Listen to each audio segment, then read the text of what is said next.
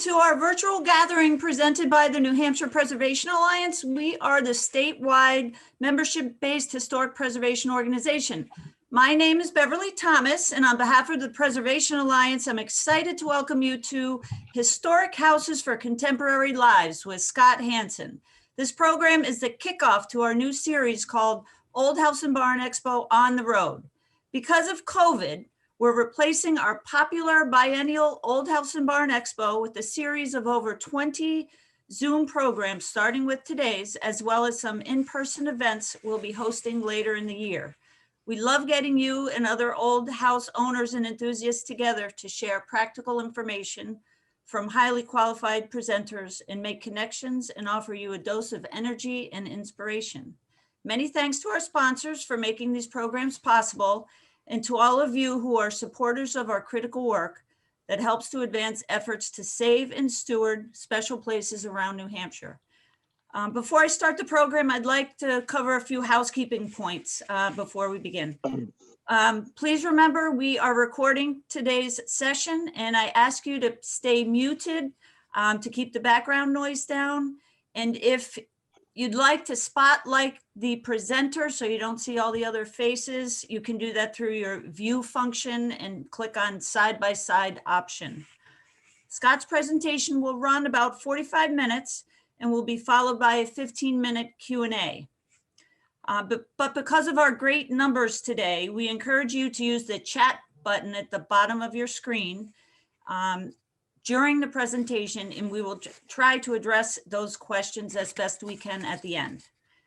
And before we close at the end of the program, we'll be unveiling the next 3 months of our Expo on the Road calendar and draw the name of a lucky winner who will be winning a copy of Scott's new book, Restoring Your Historic House, the Comprehensive Guide for Homeowners. And we'll learn more about his great book during the presentation.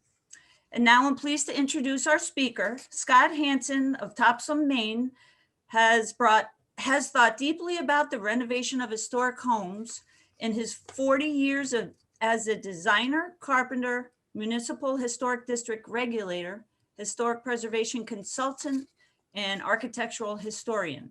His own 15-year renovation of a historic house, doing much of the work himself, has allowed him to put his ideas to the test and to learn from his mistakes, while accumulating the library of how-to photos that illustrates this talk.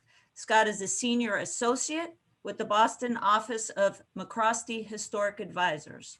So at this point, I'd like to turn it over to Scott. Thank you very much, Scott. Thank you, Beverly. And do you want to share the screen? And let me know when you're seeing it.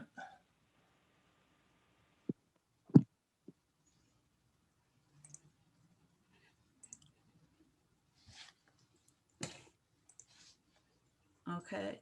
Do you have access to that, Scott? Should. There we go. Okay. Okay. Let me pull. There. Great. You're seeing that okay? Yes. Great. Good afternoon, everyone. I'm really pleased to be here with you.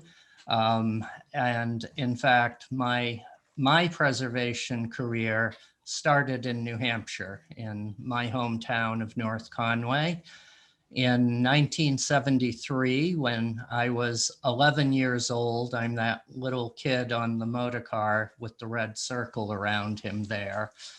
So it's really nice to be doing this for the New Hampshire Preservation Alliance. I'm going to start by talking about finding the right historic home, because there's a wide range of houses that fall under that heading, and different houses suit different people. And so, you know, to start with, what is a historic house? I don't think anyone questions that Thomas Jefferson's house, Monticello, in the upper left, is a historic house. That would be pretty clear to most people. The Second Empire style house next to it is equally clear as a historic house. The modified Greek Revival house on the lower left, although it's been changed through the years, it still reads as a historic house. And now in the 21st century, we're starting to recognize that post-World War II houses can be considered historic. And they've anything at this point built in 1971 or earlier is old enough to be eligible for the National Register. So there is a wide range of what might be considered a historic house. There are also a wide range of architectural styles that have appeared in that time stretch, starting from early colonial, Georgian colonial, federal, Greek Revival, Gothic Revival, Italianate, Second Empire, and on through the Victorian styles and into the 20th century with colonial revival, and then ultimately more modernist styles of house. And each of these have characteristics that make them different from the others. And so in determining what's the right house for you, it's important to understand how these houses have evolved and how floor plans have evolved from what are typically little enclosed boxes of rooms in the earlier period to more and more open floor plans until we get into the post-war ranch style houses, which are essentially open plan. And depending on how your family likes to live and how many of you there are to accommodate, these different plans suit different people. So it's important to start by thinking about, how do we live? How do rooms function for us, or how could rooms function for us in different ways? And the key here is that you want to find a house that you don't have to destroy to make it function for your life. So if open living is what you want, go to shingle style or newer, because you can find open plan houses that you don't have to remove their character defining features to open them up, because they're already open. And if you like little enclosed spaces, you want privacy for everyone while they're working from home or going to school from home, don't buy a wide open house and cut it up into little, find the house that works for how you live is the point. So we're going to look at a couple of houses that are actually the featured houses from my book.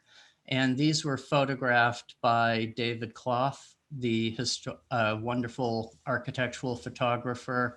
And these are presented between the how-to chapters to provide examples of houses that have been well restored or rehabilitated in a variety of styles and locations. So Dow Farm is a Maine farmhouse, the earliest part of it built in 1769.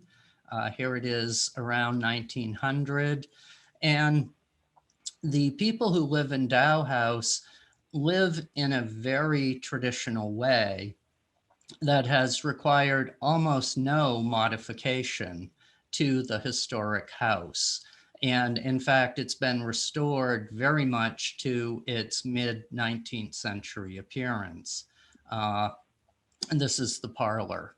And the cooking is still done on this Cyrus Carpenter #5 brickset range, fired with coal or wood in the summer for a quick fire. And you see the hot water heater next to it. The water is heated in the range.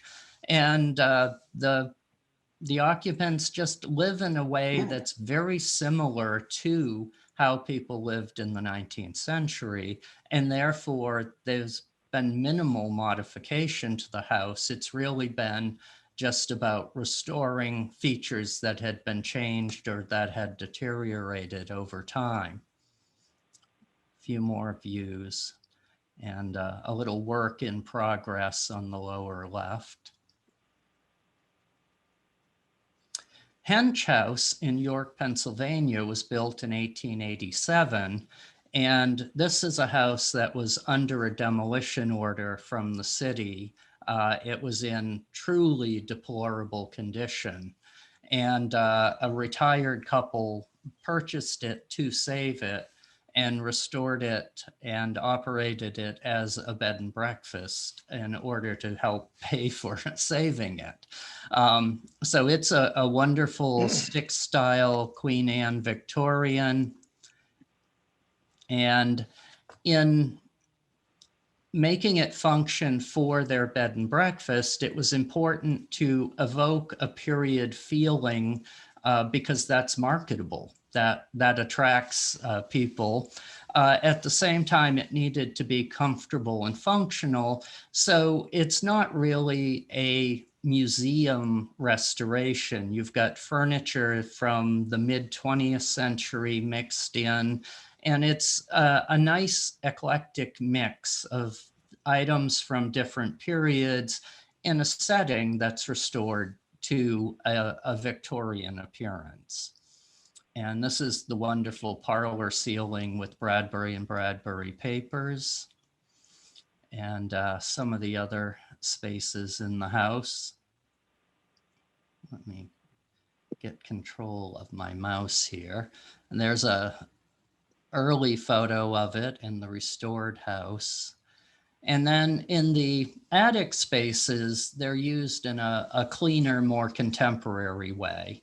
And attics can be really useful for creating spaces that don't feel particularly historic, but are nice, clean, functional spaces. The Polich House in Chicago was built around 1924. It's a classic Chicago bungalow. And these early 20th century houses are largely one floor living, sometimes with a bedroom or two upstairs. And by this point, the floor plan is opening up. There's more open flow between spaces. And in this case, the owners have a very minimal approach to furnishing.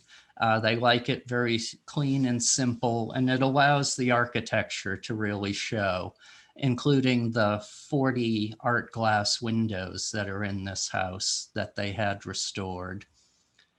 Very classic craftsman style fireplace with built-in bookcases, wonderful dark woodwork, very much of the period. And the kitchen is quite contemporary in feeling, but the historic hardwood flooring, subway tile, wainscoting, plaster walls and ceiling, and doors, windows, trim were all retained and restored. And 1960s kitchen was removed and compatible new cabinetry went in. And so it's a very clean and functional kitchen for people who cook a lot that still feels comfortable and related in the historic house that it is located in. And here's the wonderful basket weave tile floor in the bathroom that was preserved. They retained all of the historic plumbing fixtures, but had all of the hidden plumbing in the walls updated and replaced. And then we go to the Weston House. This is 1957. It is a wonderful post-war ranch. And this represents a style of living that's very modern, very recognizable, I think, for most people today, certainly for anyone who ever watched the Brady Bunch. And inside, big open spaces that flow into each other, built-ins with a modernist aesthetic, lots of big windows and sunscreens. And, you know, it's a really classic example. And of course, being a post-war house, the car got its own front door, more obvious than the pedestrian door for people. And this is characteristic of the time. It's character defining. It's in looking back historically, this is one of the things people are going to look at and say, oh, it's post-World War II. The garage became really important. It moved to the front. So it tells part of our cultural history as well as our architectural history.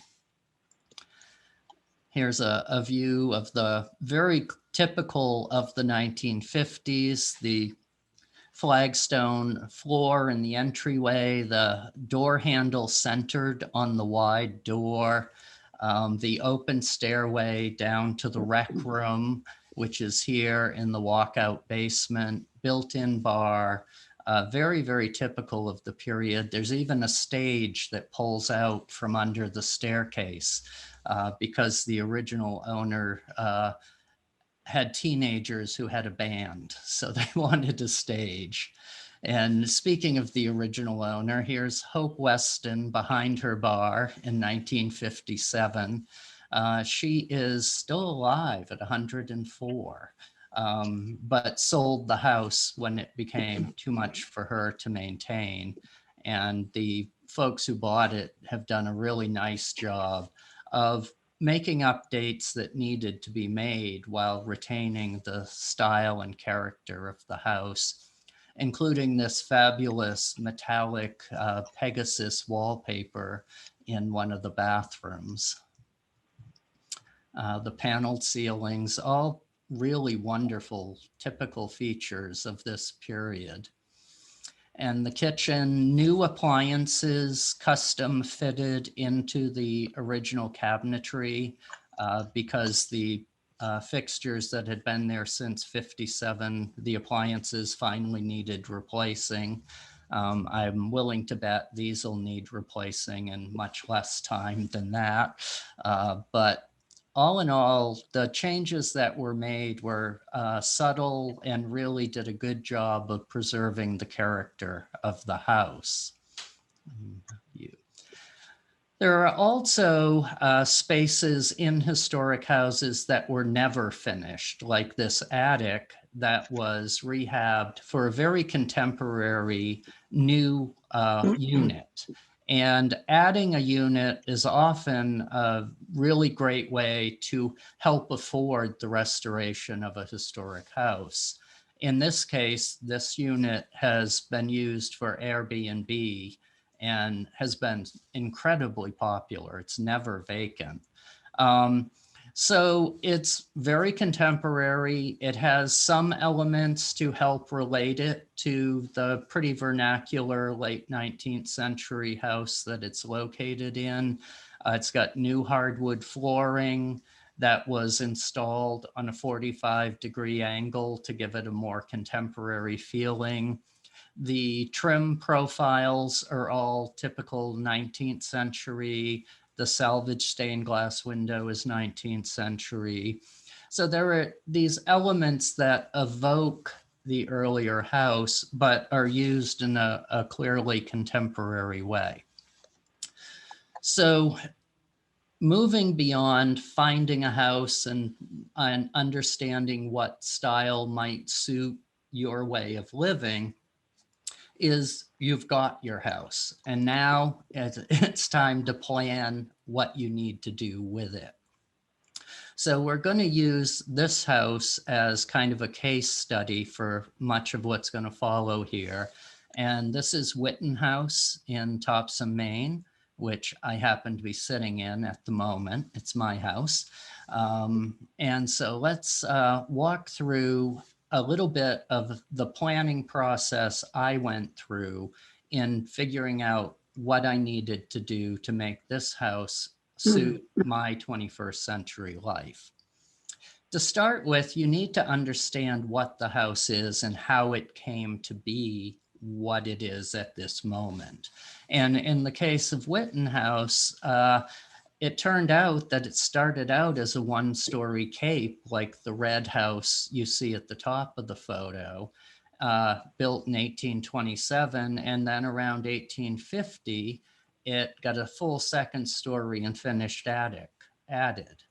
And finding the evidence of that change involved a number of things, starting with this front door surround that you see on the left, which is a little odd from an architectural history and design perspective. Odd because it started out as a federal style door and surround, as you see on the left here, tucked up against the eaves of the cape, very typical of a simple federal style front door. And when the house was updated in the Greek Revival style, the flanking half-round columns and entablature at the top that you see in the center were just wrapped around the federal style door surround to give it more presence and a bigger scale to suit the bigger house, resulting in the door and surround you see on the right. So there was a clue here that this door did not look the way it should have for 1827 or 1850, because there were elements from two different styles combined in an unusual way. So that was a clue that something had changed. Other clues were the fact that the first story has scarf jointed clapboards with an original coat of red paint, and the second story has no evidence of red paint and butt jointed clapboards. The historic exterior photos show that the wooden shutters were different from the first floor to the second, indicating different time periods they were constructed. And thumb latches in the doors had been replaced with knobs on some of the principal rooms. And also in the interior, there are rooms with very federal style moldings and others very Greek Revival. So all of these pieces of information added up to make clear that the house had been expanded and the style of it updated from federal to Greek Revival in the mid-19th century. Once you've sort of done the analysis and understand what your house is, so you can identify what its most important character defining features are, then you can look at what to change to make the changes you need, hopefully preserving as many of those character defining features as possible. With Whitten House, which had spent 60 years as the Topsom Public Library before I bought it, it was largely intact, but it never had a modern kitchen. It only had a half bath that was installed in the 1960s. It had lost its original cooking hearth and brick oven from the 1827 kitchen. And it was this wonderful mix of intact historic spaces covered with commercial wall-to-wall carpeting and dreadful fluorescent lighting and, institutional elements that the library had layered on that were easily removed, but lacking some essential things for modern life.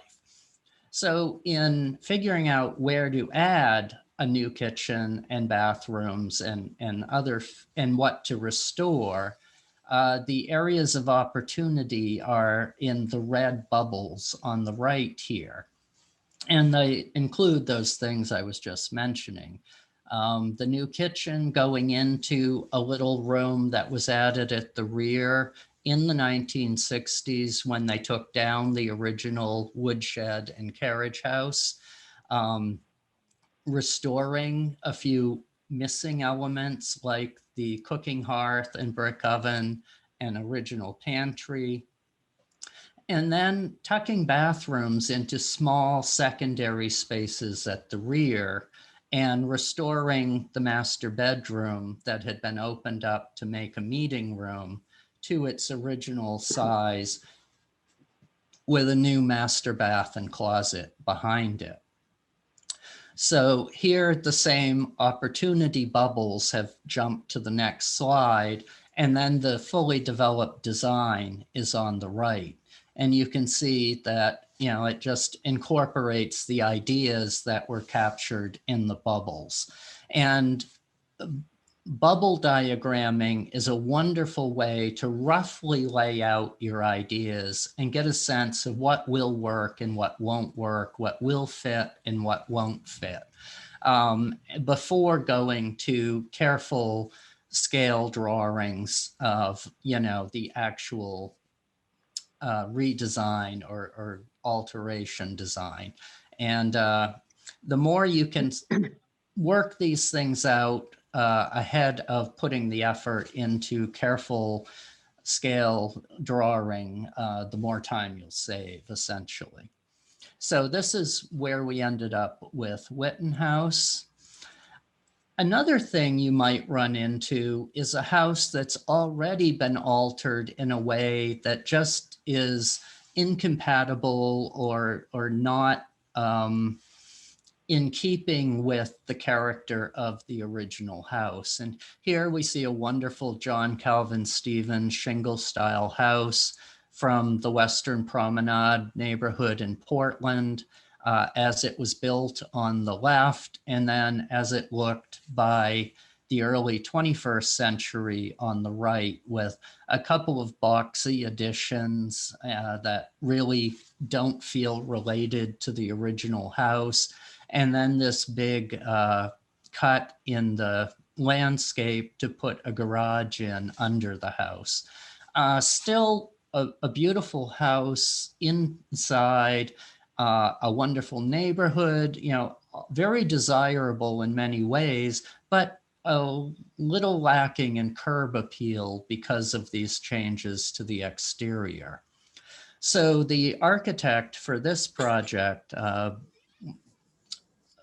just did a really nice job of making some relatively subtle changes that went a long way toward making these additions feel integrated into the original house and minimizing the negative impact of the driveway cut and garage by facing the concrete with half brick and capping it with granite and putting some putting a garage door on that looks more in period with the house.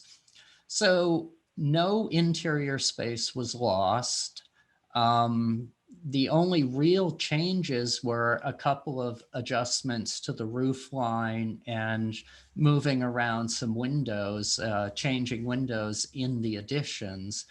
And now it's still not as elegant as the original house, but it at least holds together and feels like it's a house that isn't two halves of two different houses slammed up against each other.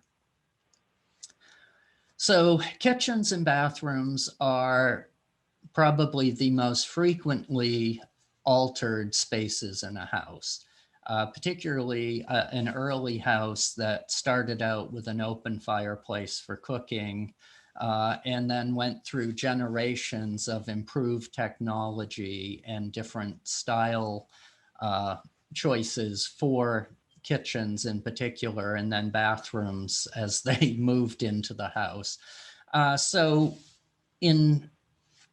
often you'll find an early house with a kitchen that either was updated in the 20th century in a way that wasn't particularly compatible, or that has not been updated and doesn't really function for the way we live today. So in designing new kitchens and baths, it's important to look at what type of features, materials, characteristics can help them to be modern, but feel related to the historic house that they're located in. And so looking at historic bathroom fixtures and tile and whatnot can give you the design clues to determine how to design a new one that feels compatible with the historic house. And whether that's, late Victorian tile, early 20th century tile, or 1950s faux tile in masonite with aluminum trim, depending on the period of your house, there are different materials that could be appropriate for use in your new bathroom or kitchen. For this example project, we're going to look at the new kitchen in Witten House, which, as I mentioned, had never had a modern kitchen. The last resident prior to me was Sarah Witten, who lived here from her birth in 1845 to her death in 1941. And then she left the house to the town to become the library. So there just had never been a modern kitchen. And so this is the kitchen that I designed to feel compatible with the historic house, but function as a modern kitchen. And here's the starting point, the 1960s room that was added to the house with its characteristic sheet paneling, paper tile ceiling, and concrete floor covered with commercial carpet. This is sort of the temporary kitchen I lived with for far too long. And then the process of putting the new kitchen in. This is skim coating the grooves of the paneling so it could be covered with lining paper and painted, drywall over the paper tile ceiling, and then simple compatible flat stock trim on the doors, new wooden cabinets from Young Furniture from outside Manchester. They make really wonderful all wood cabinetry, which I was actually able to order through my local Home Depot. I used a antique salvaged slate sink with sideboard and backsplash from the Hanson Consolidated Slate Works here in Maine, and had Young do a custom cabinet to fit under it. And so here it is coming together, and I'm just going to go through these quickly. Finding compatible light fixtures and hardware. Keep in mind that kitchen hardware gets a lot of daily use by the best quality you can afford, because it will not last if it's not good quality. And think about, how you're budgeting your money. Light fixtures can be an area where you can spend a lot of money on reproduction fixtures or antique fixtures. In this case, there's an antique fixture over the sink that was rewired. But for the other fixtures in the room, I went with a traditional schoolhouse style fixture. It feels period without being, too fancy for what it is or where it is. And you can buy a $300 version of this fixture, or you can buy this $35 version off Amazon. So if you can get something that has the right scale and look and feel without spending a huge amount of money, put that money into better quality hardware. Figure out where to prioritize these items so that the money gets spent wisely, I guess is my point. And then the completed kitchen that does not pretend to be historic, but the beadboard cabinetry, the reused cabinet on the left, which is antique, the slate sink and slate countertops and backsplash. There are elements that feel historic, that are historic, and it works very well as a modern kitchen, and you don't walk from the historic part of the house into the kitchen and feel like you've entered an alien landscape. You know, they tie together. Something to think about is the bureaucrats you'll meet while rehabbing or restoring your house. If you are in a local historic district, it's really important to read the ordinance, know the vocabulary, understand the review standards, be prepared for the process, and make sure you give them all of the information they need to come to the decision, hopefully the decision you want, about whether or not to approve your project. The same with building codes and planning boards and zoning amendments, you know, all of those things. Do the homework, know what you're getting into, and be prepared to help them come to the decision you want. And utility companies can really be the worst bureaucracies of all. And they're often the most difficult to work with because they're not public employees or public servants. So be prepared. And if you're in a local historic district, you can use that to get the utility company to place meters on the side rather than the front, and, you know, other little things you can do to minimize the impact of these modern utilities attaching to your house. We're going to look here briefly at a deep energy retrofit case study. This little worker cottage in Freeport, Maine, had been abandoned for several decades. It's one of a row of 4 matching cottages built by a local industrialist. And it was rehabbed as a case study to see how energy efficient this house could be made while retaining its historic character and integrity. And the finished house is on the right here. So this house is super insulated. This house can be heated with a 100-watt incandescent bulb, except they won't use incandescent bulbs in it because they use more energy. And so I worked on this project as a consultant to help them retain as much of the historic character as possible. And if you look here on the upper right, you see a couple rows of new shingles. That's where the roof was actually increased in thickness by 8 inches for insulation. And then the trim details and the siding carefully matched to make that additional height disappear. And the same with the walls, they moved out 2 inches with styrofoam insulation. And then the original siding and trim was reapplied onto the new wider walls. A couple interior views. And here it is in context with its neighboring cottages. And although it is now 4 inches wider and 8 inches taller, when you look at it in the context, it still looks identical to its neighbors, unless you really know where to look to see the difference.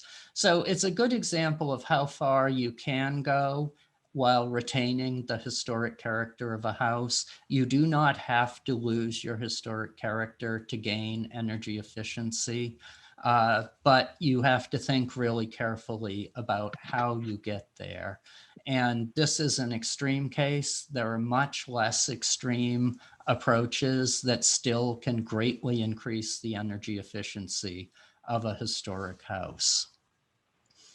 There are also ways to increase the comfort. And one of the ways we did that here at Witten House was to replace a failing and inefficient forced hot air system with a modern radiant heat system. And so the old beast on the left and the new efficient gas boiler on the right, and installing tubing under the house, how it was done to force the heat up and insulate below the tubing. And now I'm running out of time, so I'm going to move quickly through this example project. This is the room I'm sitting in, and this is the missing brick cooking hearth and oven that has been restored to Wittenhouse, the before on the left, and then the evidence of what the size of what had been there was remaining in the cellar, with the 1960 sheetrock from the half bath pulled out. There were marks for where the wall partitions had been. And so there was enough evidence to reconstruct what had been removed. And so I'm just going to quickly flip through these process photos showing the masons doing their work. The mantle profile was preserved in the built up paint layers of the vertical trim pieces that had survived from 1827, so it could be reproduced. And so the trim going back together. And then restoring the plaster ceiling and repairing walls and the room back to its 1827 appearance and function. I cook on it occasionally, the completed room. So to give you a little plug on my book, I spent 30 years waiting for someone else to write this book, and no one did. So finally, I had written another book with Earl Shuttleworth with Tilbury House Publishing. And the publisher came to me and said, "What else have you got?" And so I said, "Well, I think this will do." And this ended up being 700 plus pages, more than 2,000 photos and drawings, more than 200,000 words, comprehensively covering the topic of home restoration with the wonderful David Clough featured houses between the how-to chapters. And this is how those are presented. You can see some of the before photos of Hench House up on the left here. It ended up on the cover of the book. Part 1 deals with project planning, a lot of what we've been talking about today. Part 2 gets under the surface for dealing with structural concerns and demolition. Part 3 is all about the systems, heating, cooling, insulation, ventilation, plumbing, and electrical. And Part 4, exterior envelope. Part 5, interior finishes.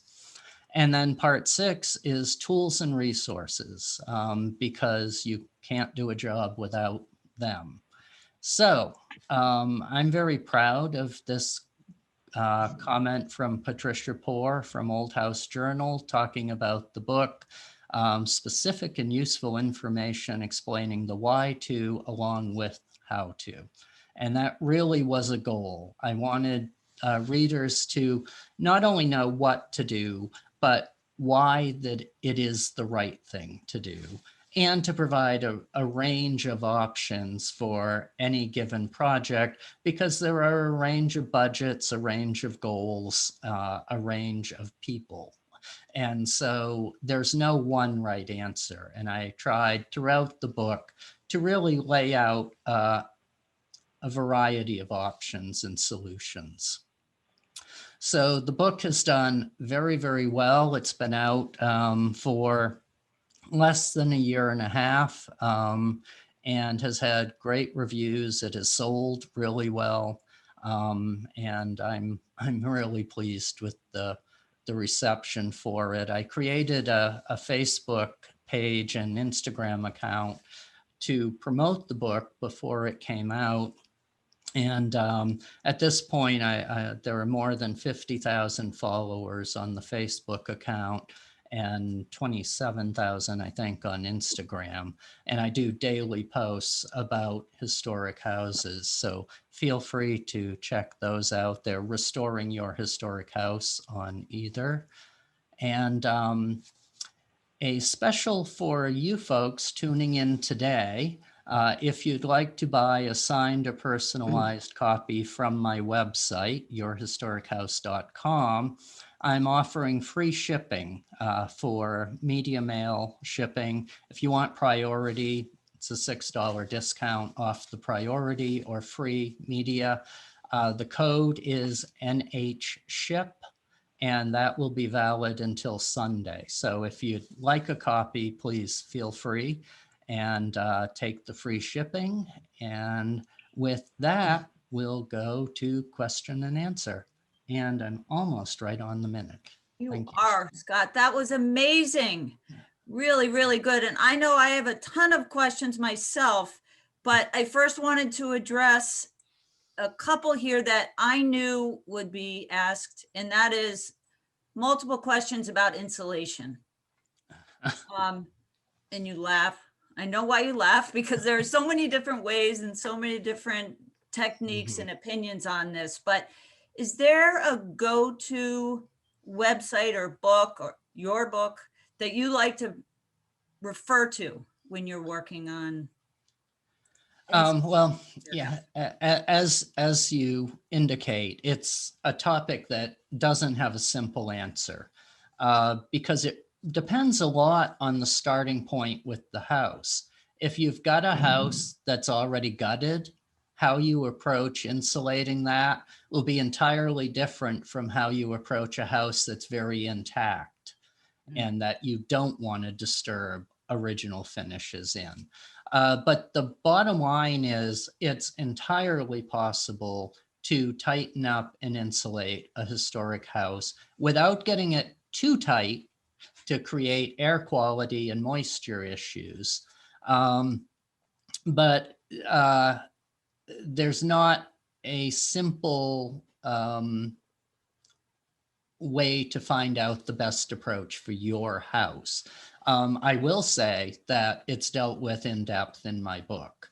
And I know Maine Preservation a few years ago put out a good guide that I believe is available on their website for energy efficiency in historic buildings that I and a number of other preservationists in the state work together on.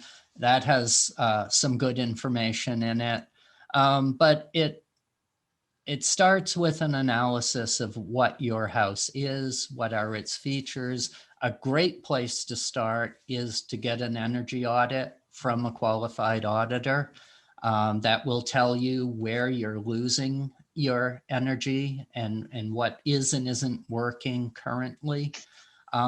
Often the most efficient or the most effective way to improve your efficiency will be to replace an outmoded and inefficient heating source.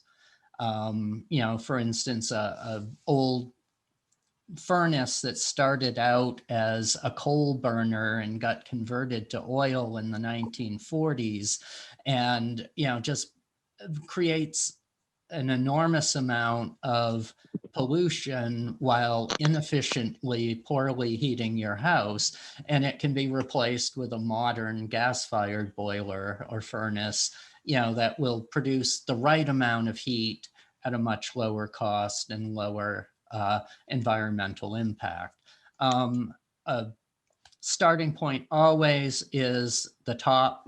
Insulate the cap, focus there, because that's where most of the heat is going out, and focus on air sealing, because if you've got lots of cracks for cold air to get in, even if you insulate it, you're still going to have this infiltration around doors and windows that can be tightened up and make a huge difference in comfort. Next. Okay, great. Thanks. I mean, we could go on and on for days, I think, on that subject. Here's another great question asking about the brick arch. Can you comment on that and where it is in your house and what its function is, please? Sure. It is right behind me in the cellar. It supports the chimney mass for the brick oven and cooking hearth, which I'm going to try to give you a glimpse of there. And it's very typical for 18th and 19th century construction here in New England. It was a way to support a large mass of chimney and fireplaces that were essential to the functioning of these houses and the livability of them.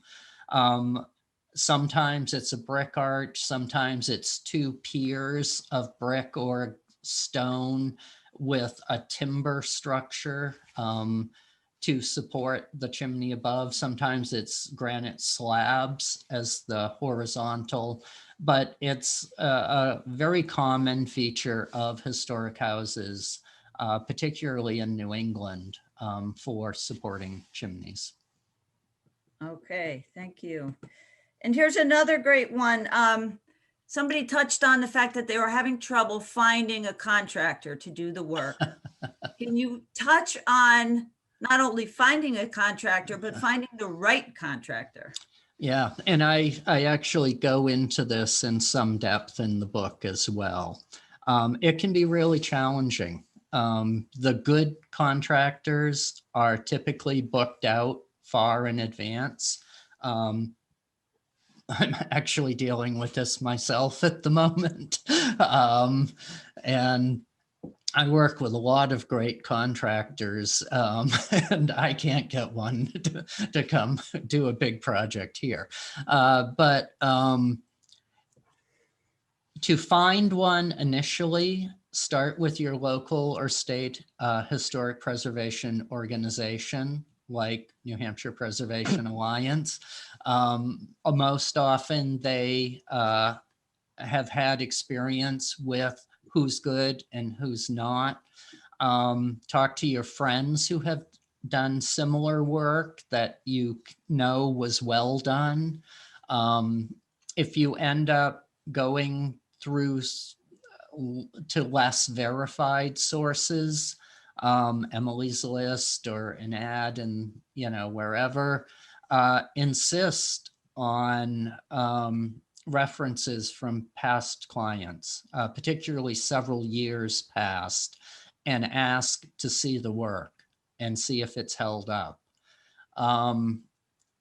Always get multiple bids, and don't be afraid to ask detailed questions. Why is this costing this? Why is this costing,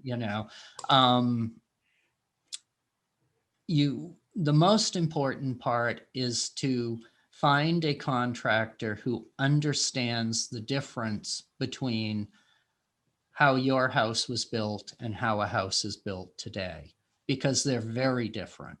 And if you have a great contractor for new construction, they can destroy a historic house because they won't understand how it works, how it's put together, how it's a system of parts. And if they approach it with the mentality of modern construction, they're going to work against the house, not with it. So there are a few tips. It's not an easy subject, and good luck. Thank you. And I just want to put in a plug for our preservation directory on our website. Yes. So we do have a list of contractors. Okay, someone is asking about crawl space treatment. I know that's a tough one too, and you do cover that a little bit in your book, don't you, Scott? Yeah, I do. And I addressed it here when we put in the radiant heat system, because the main house is just over a crawl space, and then there's a low cellar under the kitchenelle. And, the key points are vapor barrier to keep the moisture from filling the space. You don't want moisture migrating out of the dirt and being trapped in that space to keep your framing wet and invite insects and mold and whatever. So controlling moisture is really the most important point. And if it's depending on how you're approaching insulation. Sometimes it makes sense to insulate crawl spaces. Sometimes it makes more sense to put the insulation against the floor. And ventilation can be really important to help keep that space dry. That's really the key. You don't want it damp in there, because it'll permeate the living spaces and create structural problems over time. Okay. All right, we only have a couple minutes left for the Q&A, but Scott has agreed to stay a little bit longer after our 1 o'clock deadline here. So if you want to stay on, feel free, we'll address a few additional questions. But one final one, Scott, I wanted to ask is, I know there might be some new owners of historic houses participating today, and what would be your number 1 or number 2 tip for them with starting on an old house project? Take the time to understand the house before you change anything. And that can be challenging when you've got to live there, and but you will save time and money in the long run if you just camp in it the way it is for a while. Understand how the light works through the house. Understand, how the flow of the house works, and really look closely at what are the features of it. What, where do you, what feels right? And where do you walk in, you go, ugh, I got to do something here. Don't rush. When I first bought this house, I was ready to remove a partition between the front parlor and the room behind it to make a bigger parlor. The little 10 by 10 room 8 by 10 really didn't make much functional sense for anything. And I was like, oh, that's pretty straightforward. But I took time, and about a year later, I realized that parlor wallpaper that was behind the library bookcases was a very rare American-made 1830s wallpaper that, Richard Nylander hasn't ever seen another example of. So had I ripped that wall out without taking some time to understand what was actually there, I would have destroyed what is the best feature of that room. Very important. So I have to ask the question, Scott, how long have you been working on your house? I've owned it for 17 years, and I've been working on it for 15. I took 2 years to understand it. That's wonderful. Wonderful. I'm on my 33rd year of our house. So. Yeah. All right. Well, I think I'm going to wrap up here, do some closing comments, wrap up the 1 hour. And again, if people want to stay on, feel free to for another 15 minutes or so. I know there's a lot of discussion going on in chat. This has been a great way to launch our Expo on the road. And I want to thank Scott again for this wonderful presentation. There's so much here, so much in his book. So before you go reaching out and ask Scott a gazillion questions and emails or calling him, I would highly recommend reading the book because there's so much wonderful information in there that he has written about with all his 15 years of experience in his particular house. So anyway, we love having these programs. We love getting old house owners and enthusiasts together to share this practical information, make connections, and offer doses of energy and inspiration. And I hope this program has done just that. It certainly has to me. Thoughtful and experienced presenters like Scott and your great questions really help us with promoting the preservation of these historic places all around our states.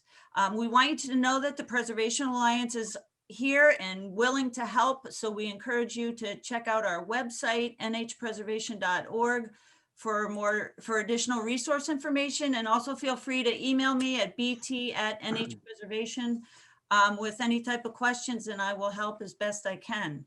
I promised to unveil the Expo lineup, and I'm very excited to announce that we'll be opening up a series of programs through June. As soon as, actually right now, it's gone live on our website. You're the first to hear of this program lineup. So in the end of March, we'll be exploring evaluating your old barn. We have a very active barn program with the Preservation Alliance, and I'm daily getting calls and emails about barn preservation. The April presentations will include porch history and preservation, solar installations and energy efficiency in older homes. So maybe some of you with all those insulating questions will come to that one. And in May, we'll offer more tips and practical solutions for old house projects, an overview of New Hampshire architecture, and more on barns. And in June, we'll be offering old house kitchen ideas and get you excited to go outdoors with a program on garden design and preservation. We're thrilled about this lineup and hope you are too. Please visit the newhampshirepreservation.org website to learn more and to register for these upcoming programs. We hope today's program has inspired you to move forward with your old house projects. And again, feel free to reach out if you have any questions. We look forward to seeing you at future programs and encourage you to share our Expo website and calendar with family, friends, and other old house and barn enthusiasts. And be sure to check out our Expo guide of 50 products and service providers on the Expo page of our website. And for those of you who have been to past Expos, you know that we love to give out door prizes as a token of our appreciation for participating at the Expo. So right now, I'd like to turn it over to my colleague, Jennifer Goodman, to announce the lucky winner of Scott's book. Woohoo! Woohoo! What a beautiful book, and it's a good weight practice too. Scott, you said it's 5 pounds, 6 pounds, 7 pounds? 6. The shipping weight is 6 pounds. Oh. Well, our lucky winner from the randomly picked number associated with our attendee list today is Lindsay Kirchen. I hope I'm saying Lindsay's name right. So we'll make arrangements to get to the book to Lindsay. Appreciate the participation, and Scott, thank you for the special offer for Preservation Alliance participants. Oh, very welcome. And Lindsay, if you have the time and can stay on at the end here, we'd love to meet you and hear about your project. Okay, thank you. Great, congratulations. All right, and I just want to mention, we will be sending you a follow-up email thanking you for participating, but also with some links to maybe some of the links that were in the chat and other resource information, information about how to buy Scott's book, and an evaluation form that we would hope you would fill out to help us plan for future programming. And please help keep the Preservation Alliance vibrant by making a donation or considering a gift of membership. So thanks again to Scott. Wonderful presentation, Scott, for your inspirational presentation, to our Old House and Barn on the Road sponsors, and to all of you who've joined today. We wish you well in your work, and most of all, wish you and your family good health. So be well, and thank you so much for joining. And if you'd like to stay on, feel free to do so, and we will continue with the Q&A for a few more minutes. Okay, thank you. I had a chance to scan through the chat a little bit while Excellent. you were doing your business. And I see one question is, does the book address plumbing and heating a house that has never had either plumbing or heating or central heating? Obviously, it had some form of heating. And the answer is yes, that you will find useful information in the book. Okay. So Lindsay, would you like to, first of all, congratulations. Thank you so much. I was all set to buy the book, but this is a much better way to get it. Can you tell us a little bit about your old house and the project you might be working on? Sure. I'm actually my husband and I this week are hopefully closing. We're closing on a 1774 house in Hanover. From what I understand, it's I think the oldest house in town that's still in its original site. Is this Hanover, New Hampshire? Hanover, New Hampshire. Yeah, sorry. I might know this house. The Tenney House. I think I saw Adair Mulligan was also on the Oh, yeah, on yeah. the Zoom. So she's the one that sent me this link about. Excellent. I'm So so I was glad you thrilled. wrote This is the book. perfectly timed. So just delighted to thank you, Scott, and Beverly both for this program.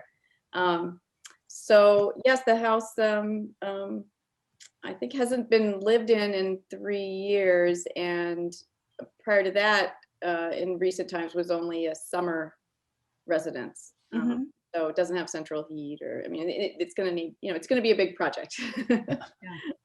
Well, So we're excited. We're looking forward to it. you have a Right. great book to help guide you. Yes, I'm just thrilled. This is it's like Christmas. This is wonderful. So Great. everything's falling into place. So Good. thank you so much. Thank you so much for joining. Yes, indeed. And I don't know. Do I need to come pick up the book? We'll email you. We'll figure it out. Okay. Figure it out. All right. I do need to actually dash. I'm going to be meeting somebody over at the house to walk through it. So All right. Well, good luck. Good luck. thank you so much again. I really enjoyed the Okay. program. Thanks for Very much. joining. Bye. Bye-bye. So budgeting, linseed oil, and the link to the energy efficiency project you showed, that's, I was just trying to help you play cleanup if you want to deal with those. Sure. The question about budgeting, that is addressed in some depth in the book. It's hard to say much about it generally because it's very project specific. The priorities for any given project vary. And so a key part of budgeting is prioritizing. What are the most important elements that have to be done soonest? And then working out the balance, because it's very rare that a project budget is going to cover everything you want to do. So it's really important to understand what are the must-haves and what are the I would like to haves, and then to be a little rigorous with yourself to make sure the must-haves get priority over the, gee, I really love that pedestal tub that costs $2,500. You've got to figure out the budget that works for your circumstances and your house, and that starts with prioritizing the work that needs to be done, and understanding what the work is, and understanding what perhaps you can do yourself versus what you need to pay someone else to do. And then realistically assessing your skill level, your ability to learn what you don't know, your available time, and can you finish your part on schedule so that you're not holding up a contractor who's going to go on to another job if you haven't got your part done. There's a lot to it. And the book really lays out how to sort that out and figure that out. Thank you, Scott. In a related question, the importance of hiring an architect or not, and at what point do you do that? Yeah. A little bit on that. Again, it depends on what you're doing and your own skill level, and also sometimes what are the submission requirements for your local building department or historic review process. The book walks through how to do your own floor plans and elevations. There are lots of great software programs out there that have made that process easier than it used to be. But sometimes you're at a point where what you need to do really will benefit by spending the money to bring in a qualified architect who understands historic houses. And other times what you need is an experienced structural engineer who can just solve the structural problem and give you the stamp drawing that the building inspector needs without going to the expense of an architect. So it's very specific to your circumstances. If you're going to use an architect, don't go looking for the one who's doing the best new buildings in your region. Look around for the one who's doing the rehabs and restorations that you can't really notice because they're so well done, that they're not screaming, "Look at me, I'm an architect." You know, if your architect doesn't understand that the star of the show is the house, you need a different architect. Okay, and maybe one last, well, a couple last questions. This one's going to open a can of worms, but I have to ask it. Comments on replacing old windows. Start with seeing if they can be rehabbed. Most of the time, unless they are really, really rotted to the point that they're crumbling, historic windows can be rehabbed and made weather tight. And if fitted with a good storm, they are as energy efficient as a modern replacement window, and often more so, because modern windows are, particularly inexpensive ones, are often installed so badly that although you have a well-insulated window, you have air coming in all around it. So you don't really benefit from the insulated glass. Start with window rehab. We are fortunate here in New England that we have a lot of really skilled craftspeople who focus on restoring windows and rehabbing windows. And, you know, if you've got something so far gone that it just can't be rehabbed, then in looking for a replacement, you want to look to match the historic as closely as possible. And that means matching the glass size, the trim elements. You don't want to shrink your opening. You don't want to make your opening bigger. You want it to fit the opening and look as much as possible like the historic window it's replacing. Okay, and I just want to add, the Preservation Alliance does have window restoration contractors on our online directory. And if for some reason they don't work out, I know others. We're very fortunate in New Hampshire to have a lot of window restoration professionals. Yes. I was on a Zoom call with an organization out, I think it was in St. Paul, and their building stock is younger than ours, but they did not have that many people that restored windows. I was surprised. So we're lucky, fortunate in New England. Another question, Scott, on best products to reseal raw old floors. I guess unpainted old floors. Yeah, and that'll depend on a couple of variables, including what type of wood it is, you know, whether or not it ever had a finish on it. Most often here in New England, softwood floors were painted historically, and that's still an appropriate treatment that protects the wood and makes it easy to maintain a clean floor. There are a number of oils that are suitable as a finish for hardwood flooring. If it's never been varnished or polyed or shellacked, you know, without knowing the specifics of your floor, it's hard to be specific about what the right approach could be. And you'll notice I'm saying that a lot.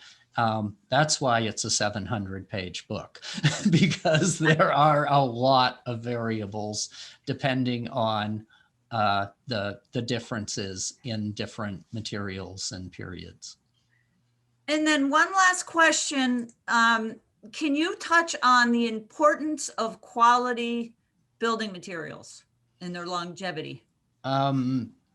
It's one of the reasons we should preserve historic houses is because they are typically built of materials that are of a better quality than is available today. Old growth wood in particular is dense and resinous and naturally rot resistant in a way that modern lumber simply isn't. It's grown too fast and harvested too young. And I've done experiments where I've taken blocks of wood of the same species from an early 19th century house and Home Depot and weighed them. And the historic wood is more than 3 times the Wow. weight of the modern wood. And that's a quality difference, and that's a longevity difference. And that's why these buildings have lasted. Many of the buildings being built today are unlikely ever to be considered historic because they're not going to last that long.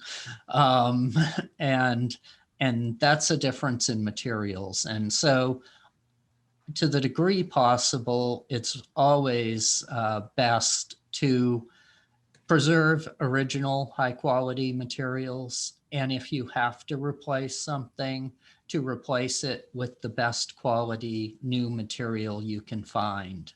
And so here in New England, where we have a lot of buildings that used white pine originally, old growth white pine, to match the quality of that wood today, we have to go to mahogany.